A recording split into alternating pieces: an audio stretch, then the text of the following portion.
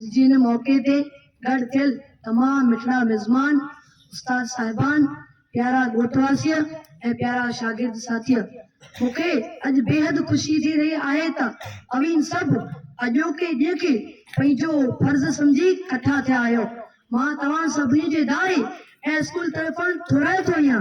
अज़ीज़ वडीलो, मां जवां के साम्हूं हिन मौके ते इल्म जी बारे में कुछ गुफ्तगू कंदसि। साईं वडेरा, इल्म इहो न आहे जेको तव्हां सिखो था, इल्म उहो आहे जेको तव्हांजी अमल ऐं किरदार के ज़ाहिर करे थो। इल्म जी बिना हिन जहान में ॼण त ऊंधाई ऐं ऊंधाई आहे, छो त इल्म ई रोशनी जो ॿियो नालो आहे।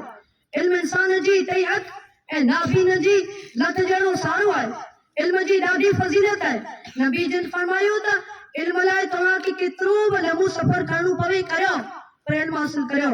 साईं मुंहिंजा अॼु जी हिन जदीद ऐं टेक्नोलॉजी जी दौर में दुनिया जी जेतिरनि बि मुल्कनि तरक़ी कई अथसि, सो सिर्फ़ इल्म जी बदौलती कई अथमि।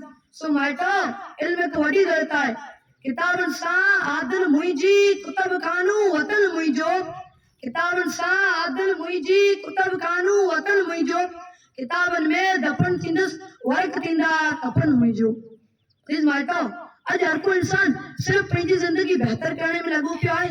अगरि अमीन पंहिंजी ॿारनि जी ज़िंदगी बहितर ॾिसणु घुरो था त उन्हनि खे इल्म सेखारियो, उन्हनि खे पढ़ायो, छो त इल्म सां ई उन्हनि में साञा ऐं खरी खोटी जी सम्झ पैदा थींदी।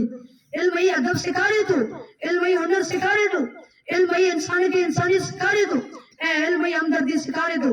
इल्म ज़ुल्म साम्हूं तलवार ऐं मज़लूम लाइ ढाल आहे। इल्म हिननि जो हौसलो ऐं मुड़सनि जी उमेद आहे। इल्म न आहे त कुझु बि न आहे, कुझु बि न आहे, कुझु बि न आहे। अज़ीज़ माइटो, वक़्तु पंहिंजे हथनि मां विञी रहियो आहे।